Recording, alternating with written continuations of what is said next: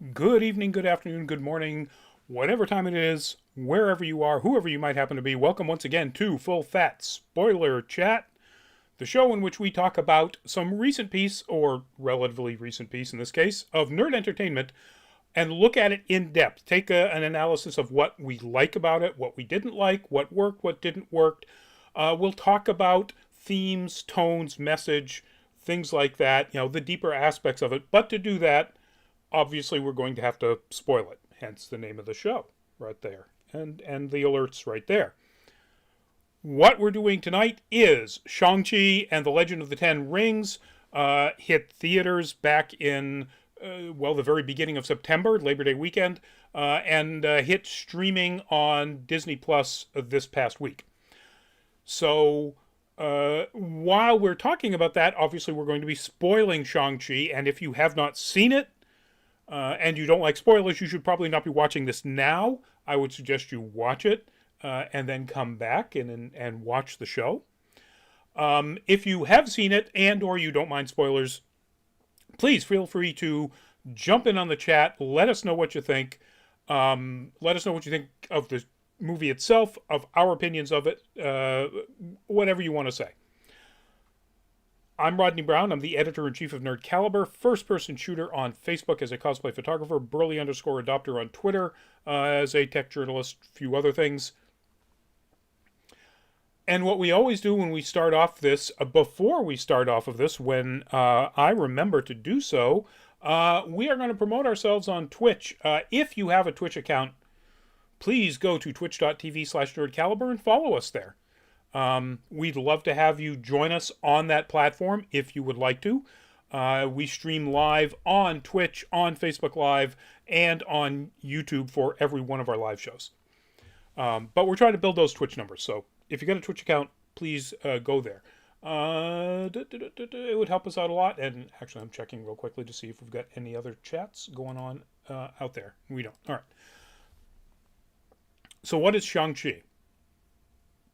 Shang-Chi and the Legend of the Ten Rings is based primarily on the character Shang-Chi, launched in 1973, Marvel Comics, so of course it's an MCU movie. But it didn't, oddly enough, start out, or potentially it might have started out as something completely different. So the creators, the writer Steve Englehart and the artist Jim Starlin known for essentially creating all of the Infinity stuff. That's everything that happened in the first three phases of the MCU ultimately is based around stuff that Jim Starlin made. So they went to DC of all places because at that point DC was owned by Warner Communications. They had already purchased DC, and Warner was the parent company behind the studio that was making the Kung Fu series on TV. So they pitched, let's do an adaptation of the Kung Fu series. And Warner, showing its usual brilliance in recognizing trends, went, yeah, no, this martial arts thing, it's a fad. It's just going to fade. So they went to Marvel and said, hey, we really want to do a martial arts character. And Marvel said, yeah, we're all on board, except you got to do a couple of things. First off, somewhere in the storyline, the character Dr. Fu Manchu has to be involved because we just paid a lot of money to the estate of Sax Rohmer to get the rights to all of those novels that were written back in the early part of the 20th century. And he's got to be half white because it was the 1970s. And they said, sure, that's fine, because the character they were originally proposing in the Kung Fu series was half white. So they launched the series in a special Marvel edition, December 1973. Or launched the character, and he very quickly got his own title, Shang-Chi, Master of Kung Fu. Oddly enough, as it turns out, Jim Starlin left very quickly as the artist because he discovered that the Sax Rohmer novels were just ridiculously racist. Like pretty much invented the stereotype terminology of the yellow peril. So he said, "Yeah, no, I don't want to be part of this." They brought on the artist Paul Gulacy, and that defined the look of Shang-Chi for the rest of his run in the 70s. In no small part because Paul Gulacy really did an excellent job of making him look an awful lot like Bruce Lee. So, as it turns out, when now Shang-Chi's book ended, he came in and out, was always a staple, part of the Avengers, part of various other teams for years and years. When he wound up getting another short-run series, he they decided that his dad's name was actually Xiangxi, not because, well, partly because, let's give them credit, partly because of all of the backlash about Sax Rohmer's racism, but more because they just lost the rights to the books. So, his backstory was modified. The character, he was always raised by a character that he knew was named Fu Manchu, except that it turns out they sort of retconned that and said, yeah, by the way, he's actually this ancient sorcerer named Xiangxi. So in that sense, some of the aspects of the movie Shang-Chi and the Legend of the Ten Rings mirror the comics themselves. Raised by a very powerful warlord with super, special abilities, almost mystical abilities, who has an evil force that he controls that does his bidding around the world. In the MCU, it's the Ten Rings, the army, I guess you could call it, known as the Ten Rings. Half sister, all of those things are from the comics. But the Ten Rings itself is actually from the MCU. That was an invention for the MCU, going all the way back to Iron Man. It was last used as a major plot in a movie in Iron Man 3, and of course, spoiler for Iron Man 3, but come on, folks. In that movie, there's a character known as the Mandarin, who it turns out is a British actor, played by the brilliant Sir Ben Kingsley, who is basically just hired to pretend that he's actually this terrorist leader leading this group called the Ten Rings. We then find out in a short that was put out with, I believe it was Thor the Dark World's Blu-ray, short that I think was called Hail to the King, in that the Ten Rings organization really does exist, and whoever runs it is really pissed off at Ben Kingsley's character for faking it. The only other time we see any reference to the Ten Rings, as I recall, is in Ant-Man. One of the people trying to buy, one of the criminal elements trying to buy the Ant-Man, the Pym particle technology, has a Ten Rings tattoo on his neck. So the idea is that he's probably part of that organization. They wound up taking sort of the aspect of the character that,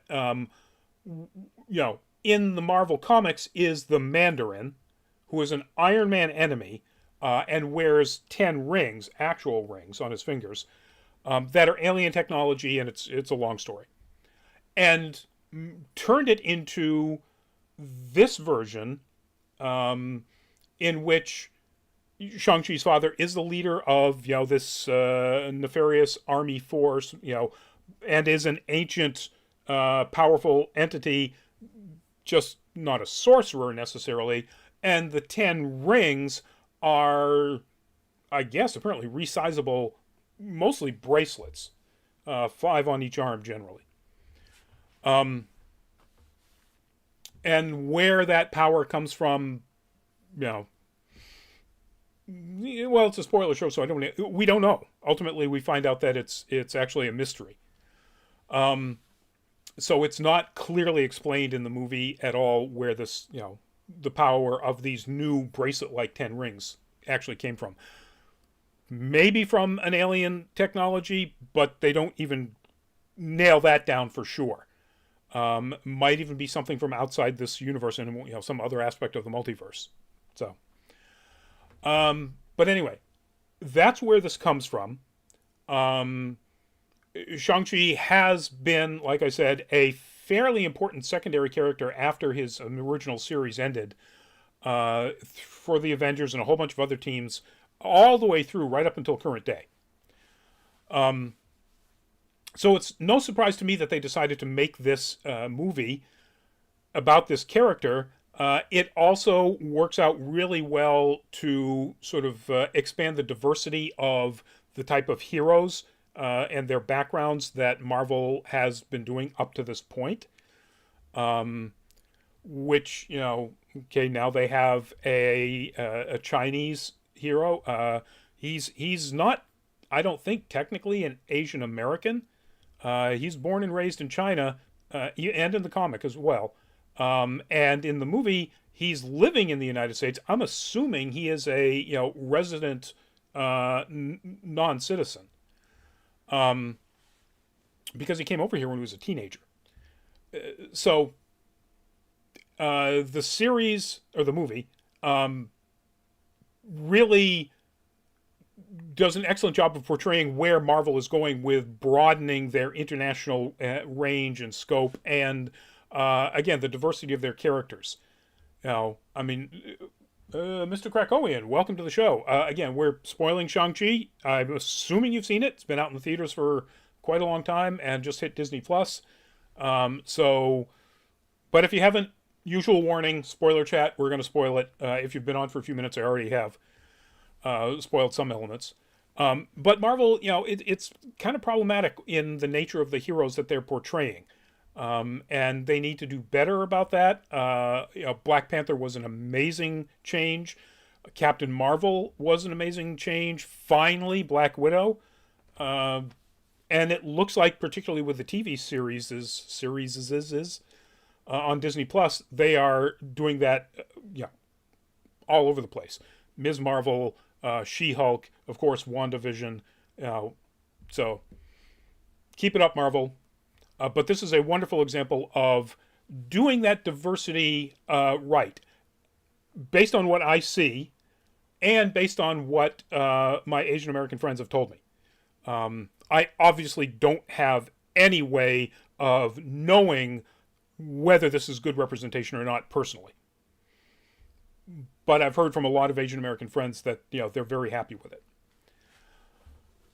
So what did I like about this movie?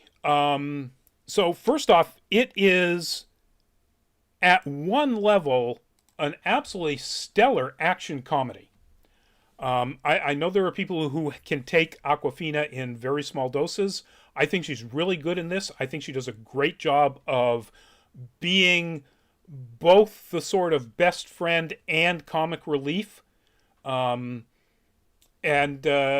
works very well with Simu Liu playing Shang-Chi here. Back fist blocking a kick, which is awesome. And by the way, if you've seen it, the scene where the guy on the bus gets out his phone and starts live streaming the fight, and says, in my youth, I took martial arts too, and I just felt that so hard. It's like, ow, right there in the heart. But anyway, it's an action comedy, but it's also very much an outstanding family drama. The core of this is a family drama that is kind of like the HBO series Succession, where very powerful, very evil people are worried about their legacy, with like a lot more punching and way fewer swears. Although I gotta say, they drop a couple of S-bombs in this, no F-bombs, but more holy shits than you would usually expect from a Marvel movie. So the family drama part of it, I think, is well written and well done, but it is absolutely 100% carried. And I didn't get a good face-on shot of him. I should have. By the brilliant Tony Leung. Tony Leung is one of the best dramatic actors coming out of the Taiwan cinema culture, and when they announced his casting as the leader of the Ten Rings, at that point they didn't tell you what his name was, whether they were going to call him the Mandarin or what, or Zhang as Wenwu in the movie. I was just thrilled. Broken Sword from Hero, you know, John Woo movies like Hard Boiled and so on. He's amazing. But his dramatic work, like serious dramatic work with Wong Kar-wai as a director and writer, is just top notch. It's like Scorsese and De Niro. They work together often, and whenever they do, it's magic.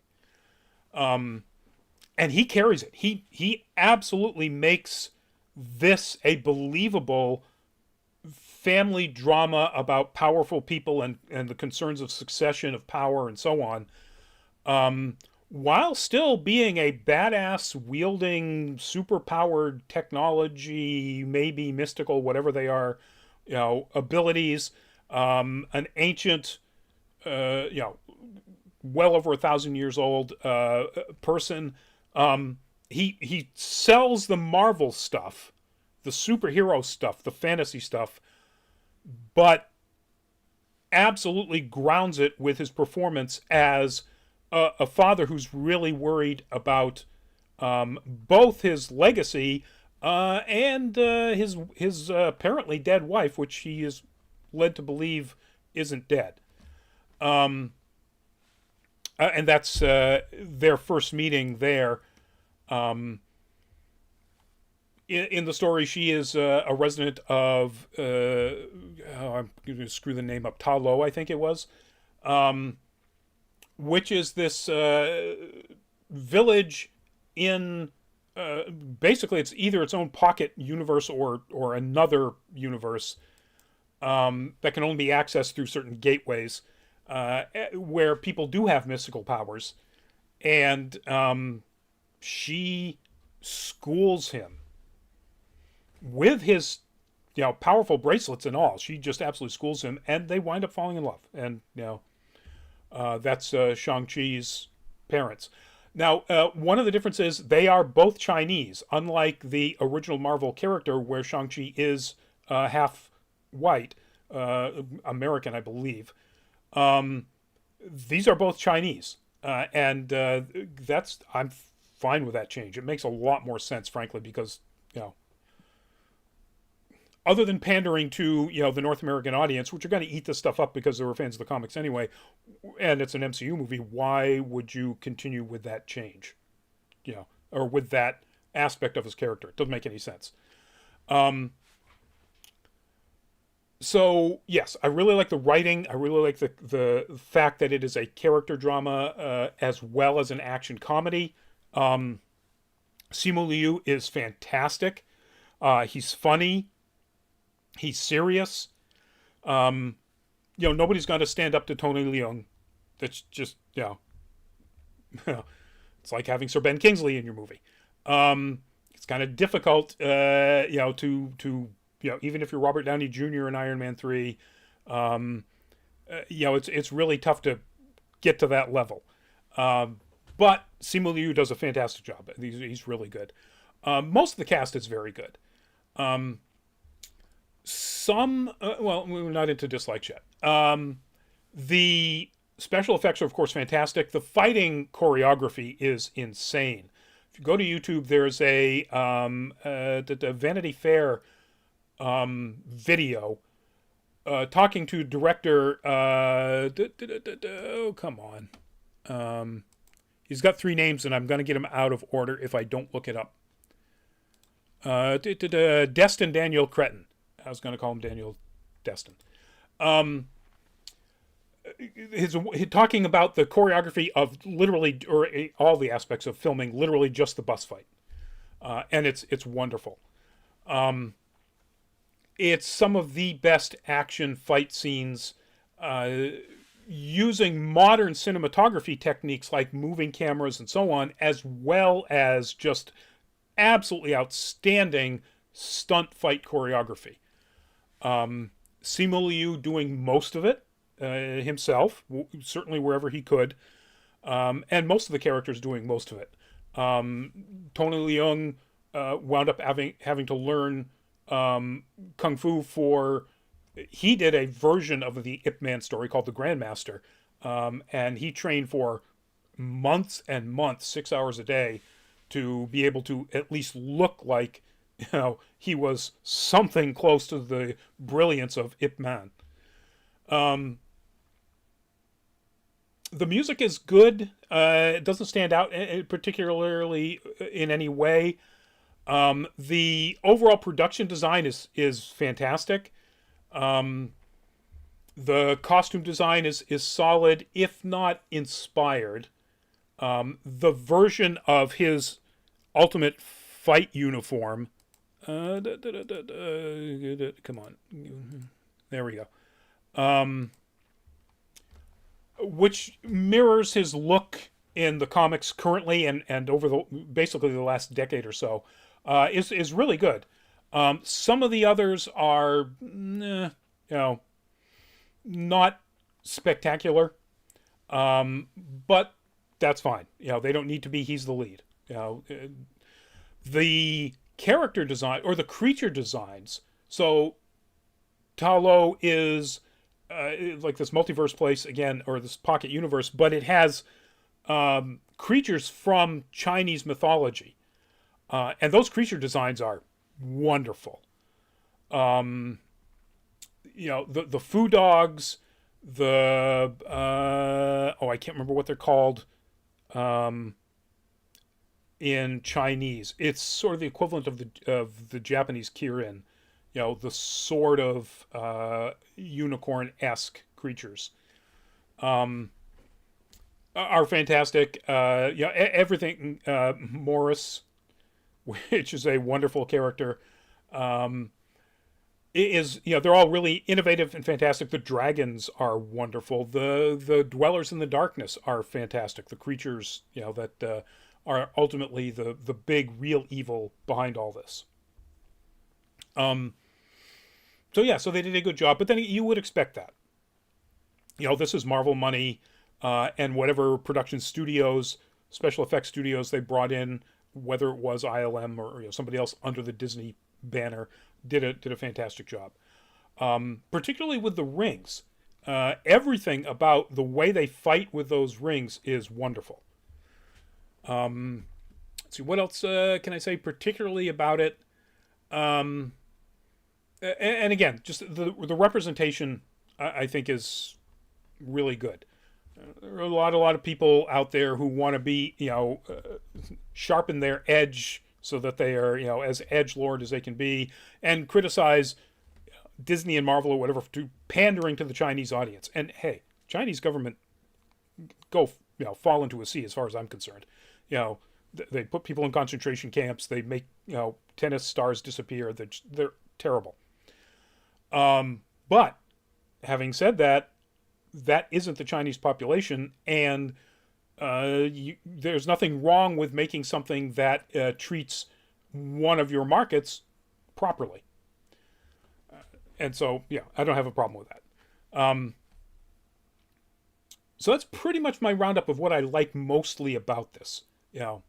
And again, Simu Liu is just, I can't wait to see where they take his character.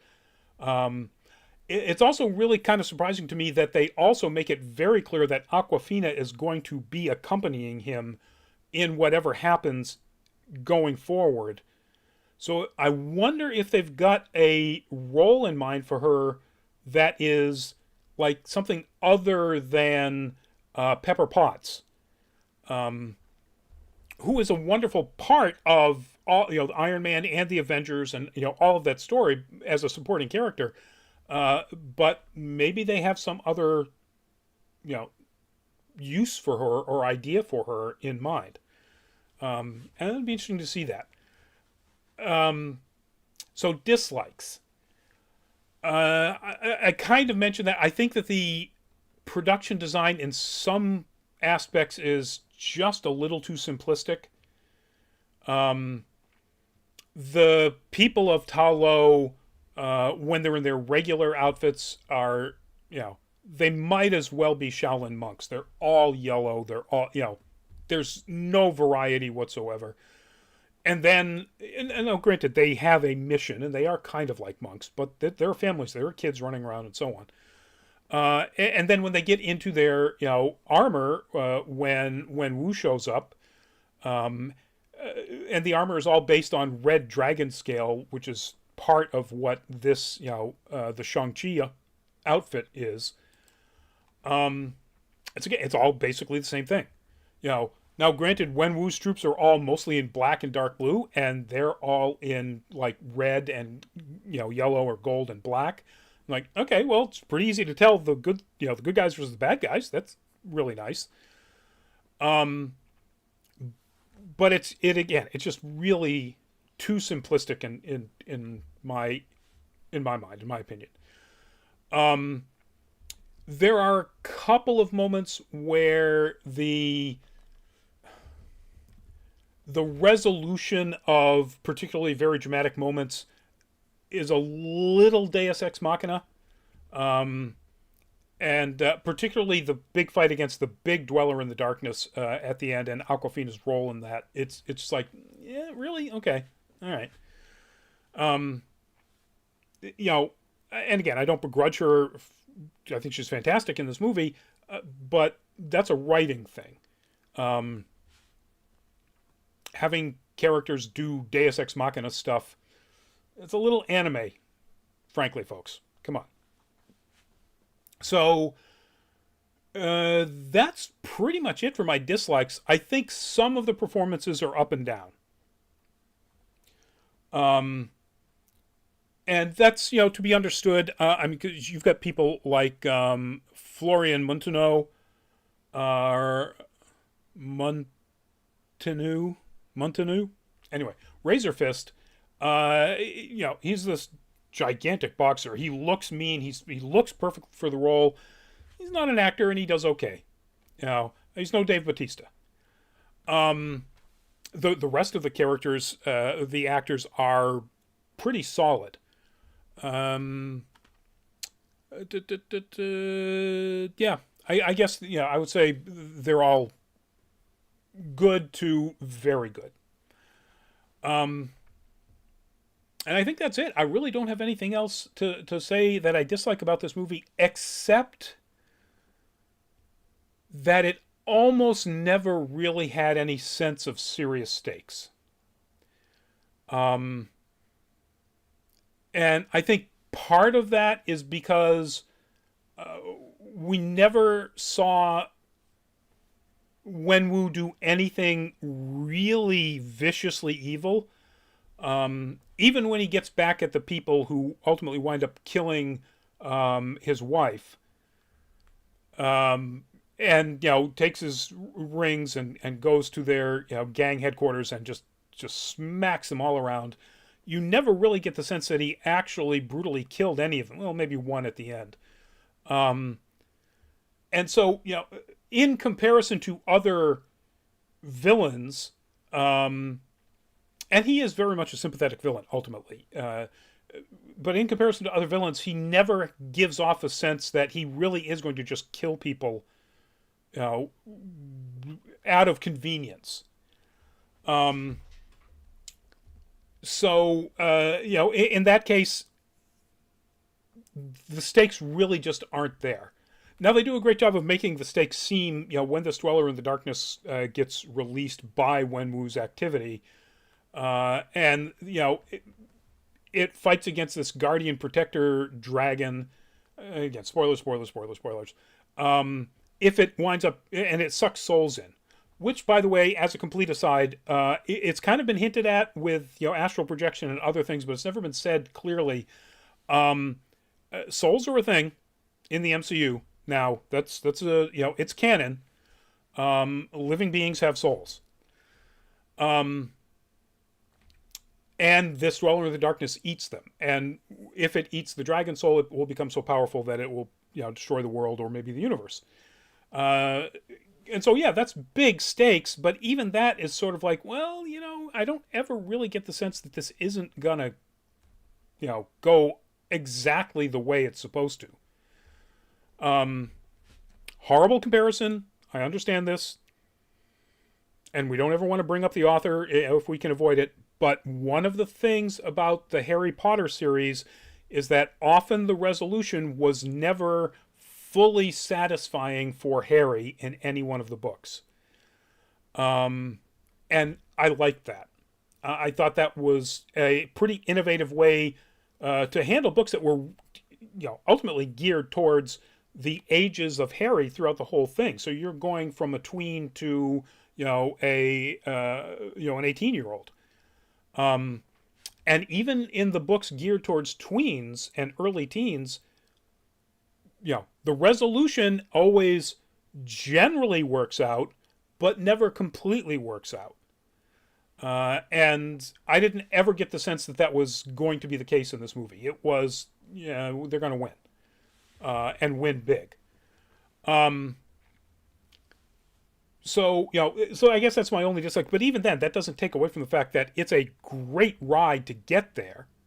Again, it's a fantastic action comedy with a wonderful family story at its core that is 100% driven by Tony Leung's performance.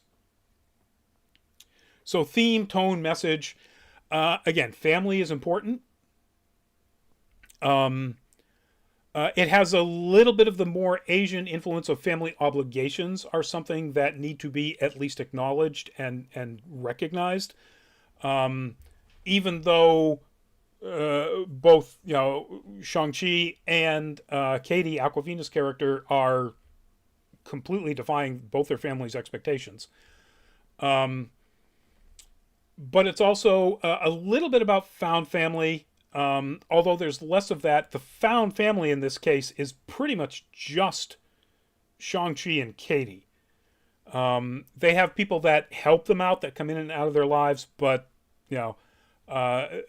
this isn't one of a let's all get together and become a team and become a found family. So in that case, it is a little bit more about the obligations and the expectations of parent-child relationships. Other than that, I mean, the tone is light, with a dramatic core that is relatively light drama. Tony Leung does a great job of doing a very restrained grieving for his lost or his dead wife, but you never see the hyperbolic drama, the melodrama that you might expect for a scene like that. And that's fine. I really appreciate his performance, but that makes it kind of light family drama.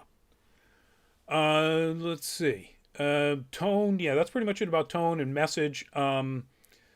That wraps it up. It's a long movie, but not overly long. It zips right through. It's 2 hours and 15 minutes. 2 hours and 12 minutes. And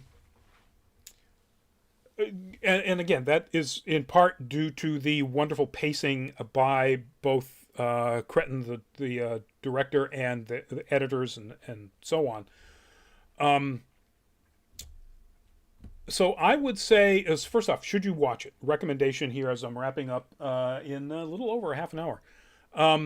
Should you watch it? Absolutely. If you're a fan of any of the MCU stuff, if you're a fan of martial arts movies, it's a wonderful martial arts action comedy. There are nods to Jackie Chan in here, absolutely 100%. There are nods to Bruce Lee movies in here. It's got a lot of good stuff going on. So yes, I would say if you're a fan of any of that stuff, and if you're a fan of the comics like I was growing up as a kid, then certainly, I highly recommend that you watch this movie. On a scale of 1 to 10, I would say this is a solid 7. It doesn't jump into the stratosphere like Black Panther or the Winter Soldier. Or Infinity War or Endgame. Those are all 8, 9s, and pushing 10s. I don't know that MCU's ever made a 10 yet, but they're close. but it's certainly, well above, Thor: The Dark World, some of the other middle and, like, I would say Ant-Man 1 is a 7, Ant-Man 2 is a 6. This is definitely above an Ant-Man 2, as far as quality and overall enjoyment. And so, yeah, go, get to Disney Plus if you've got that subscription and go watch it. Or go to the movies if it's still in a theater playing near you somewhere. Or rent it. I'm assuming it's available to rent on all kinds of video on demand platforms. So that's it, folks. Thank you very much for sticking with me tonight to talk about Shang-Chi. No Nerd Caliber is our next show next Monday. And you know what? I'm going to try really quickly to get over into that particular page so I can tell you what's going to be on it. Because I forget it already. Let's see. So obviously, Cowboy Bebop drops. Cowboy Bebop will be our spoiler chat for next Thursday, which means next Monday's No Nerd Caliber are our team's top 3 coolest main characters in anything that are not Spike Spiegel. So tune in for that to find out who we think is a cool cat in nerddom entertainment of all kinds. And then, of course, Nerd Week Live is next Tuesday. We'll see you at one of those shows. In the meantime, before I go, I would please encourage you to go check out our Patreon.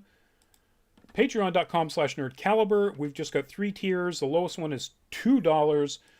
And we just want you to, if you are interested in being a patron, help us get to more cons, cover more stuff, bring you more content for this particular channel on any of these platforms you're watching it on, as well as our website, nerdcaliber.com. So having said that, everybody please stay safe if you're going out to one of the cons that are happening this weekend, and there's a whole bunch of them around the place. Was it Saratoga Springs Comic Con, Anime NYC, Super Mega Fest here in Mass. Observe whatever protocols are required, folks. Please, hopefully you've got your shots, and stay safe. We'll get through this because we gotta. Anyway, that's it.